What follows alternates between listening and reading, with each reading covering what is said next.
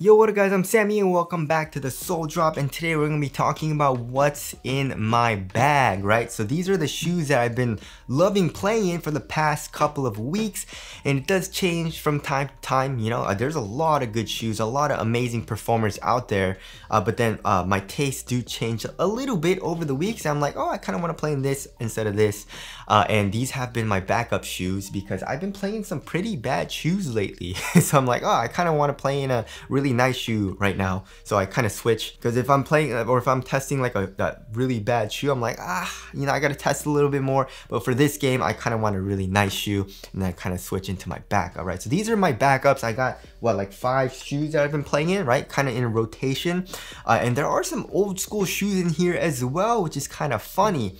If you guys do want to cop any of these shoes, I try to leave the affiliate link in the description box. But let's get it started right off with the Rigor AR1, guys. Don't sleep on these. Do not sleep on the AR1s. I don't know. I mean, I feel like I haven't seen a lot of hate on these shoes because it's a great looking shoe, right? It's Austin Reed's first signature shoe with Rigor, of course, and I feel like a lot of people like them, like how they look. The price is amazing as well for $100, $100 for this.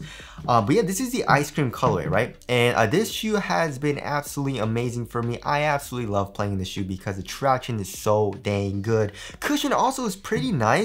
So that's what I'm talking about with the cushion, right? So if you guys didn't know, I really don't like Flow, because Flow is just not that. I mean, it's okay, you know what I mean? It's okay, but then I definitely feel like it could do a little bit more, you know what I mean? But then this is just EVA. This foam is just EVA, you know what I mean? And it has a little bit of compression. It's more on the stiffer side of things, right? Especially comparing it to like the nicer foams like Boom, you know, React, and, you know, Lunarlon, Cushlon, whatever, you know? So even though this is a stiffer foam, they're giving us a very nice mesh stroke. It's like full length, right? So you can still feel the EVA underneath your foot. And even though it is a stiffer foam, you have a little bit of compression and it's still kind of nice. Obviously not as nice as, like, you know, like the Wild 10, the AG4 with a very soft mesh stroke board and a softer foam, but this is still a pretty nice setup. So I definitely wish, you know, like even Puma, you guys really need to start using this, because Puma strobe boards are extremely stiff. They're using like old school, very stiff strobe boards. I don't like that. And same thing with Under Armour with Flow. You know what I mean? They could definitely use a little bit of that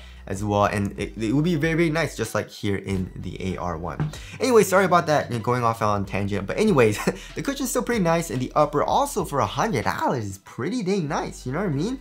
You have a little bit of, it kind of reminds me of the Flightwire, I believe it was called, in the Luka ones, you know?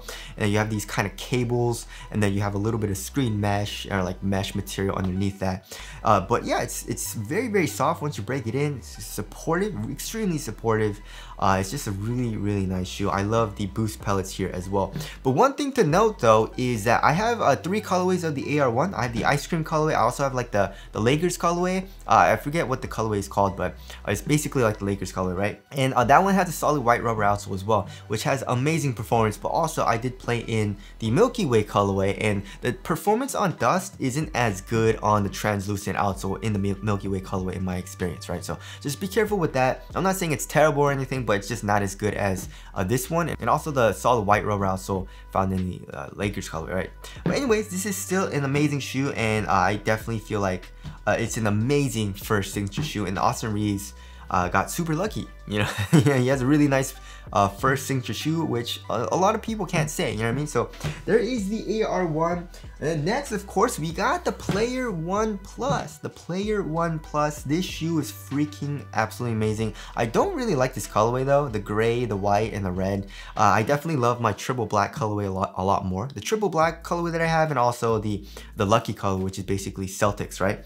But anyways, yeah, looks don't really matter as much to me. The performance is what matters, and the performance is off the charts for this, right? So of course, the traction is top tier. You have amazing stops with this. It looks weird, right? It's inspired by a bike tire or something like that, and you wouldn't expect to have an amazing traction, but has amazing traction, bites your dust very well, and also is very good for outdoor use, right? Very hard rubber, and also the cushion is pretty nice, right? So this the Player One Plus actually comes with 2 drop-in midsoles, right? But you can also buy another drop-in midsole that they have. It's called the support drop-in midsole, and the support drop-in midsole is way better. It's softer, it has a little bit of bounce as well as better impact protection, right? I'm not saying the drop-in midsole from the regular Player One Plus is not good, it's just the support is a little bit better, right? So I like to combine that as well, put it in here, and just have a really nice solid shoe that reminds me a lot of the Kobe 11, but with better traction, right?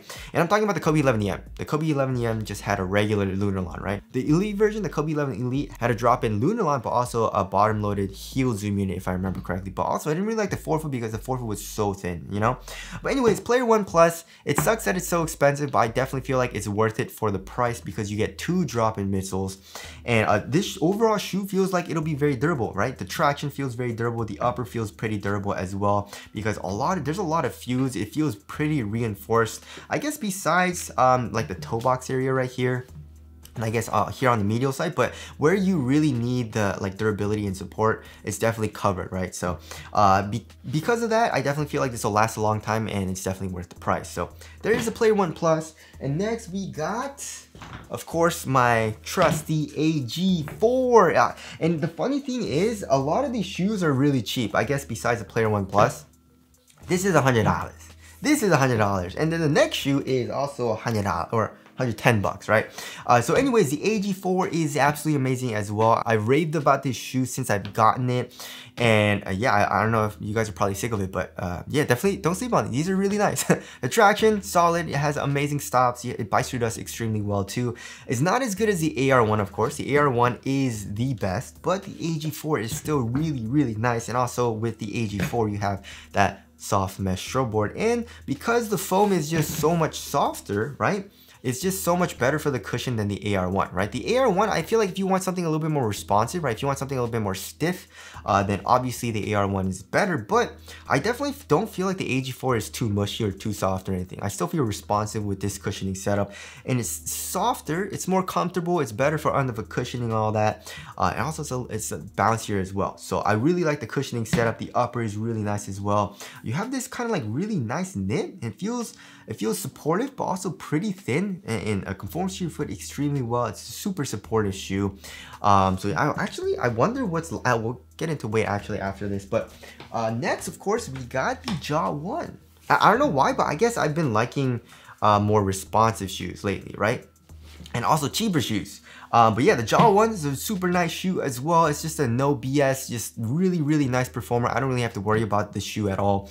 The traction, of course, just like all the other shoes, have amazing traction, right? Also, the cushion is really nice. I would say it's not as nice as any of the other shoes on this list, but like it has a little bit of, you know, heel compression. The forefoot zoom unit, which is top loaded, feels nice and bouncy, or you get a nice little subtle bounce. And then the upper, even though it's not the best for quality, I mean, it's 110 bucks, so you can't really complain, but it's thin, like it's pretty thin, but also super supportive. It conforms to your foot very well. I never really have to worry about support or anything like that. And also here in the back of the shoe, which the other shoes don't really have, is pretty well padded. It's pretty cozy, right, for the tongue and also here in the ankle area. So the Jaw 1 is really nice. And then kind of segueing into that, we have the PG3s. I've been playing in the PG3s. I was like, oh, I kind of want to play in the PG3s because you know, the Jaw 1 and also the Sabrina one remind me a lot of the PG3, right? And it's like a very similar cushioning setup. You know, you have a forefoot zoom unit, and also for the foam. But I definitely feel like new school shoes, right? Shoes that have been coming out. I mean, what, this came out like 4 or 5 years ago, the PG3, right? The heel cushion is definitely a lot better here in the Jaw 1s, right? You have more compression, which feels nicer, and also for some reason the zoom unit feels a little bit bouncier here in the Jaw 1. I don't know why, right? I was playing with the PG3s. It still has a nice little bounce, but not as bouncy as the Jaw 1s for me. I don't know what the reason is, but that's just what it feels like to me.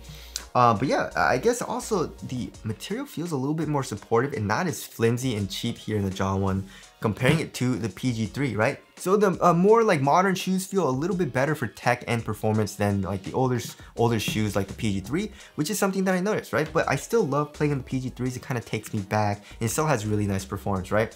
But as far as the weight goes, I definitely feel like the Jaw 1's probably the lightest, or maybe the Player, I don't know, we'll see.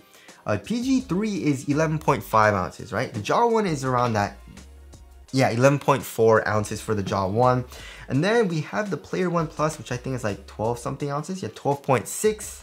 The AR1's probably like 12 something, 12.8, and then same thing with the AG4. 12.45, right? So yeah, they're all around average weight besides the Jaw 1, which of course is something that I really like to play in as well.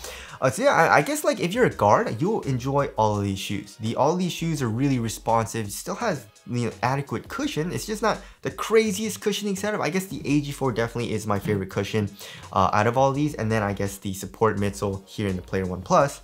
But they're all more like responsive, you know, lower to the ground feel, which of course makes sense because I'm a guard, right? So that about concludes this video. These are the shoes that I've been playing in a lot for the past couple of weeks. And again, if you guys do want to cop any of these shoes, I try to leave the link in the description box. But that's it. Thank you guys for watching, and I'll see you guys in the next one.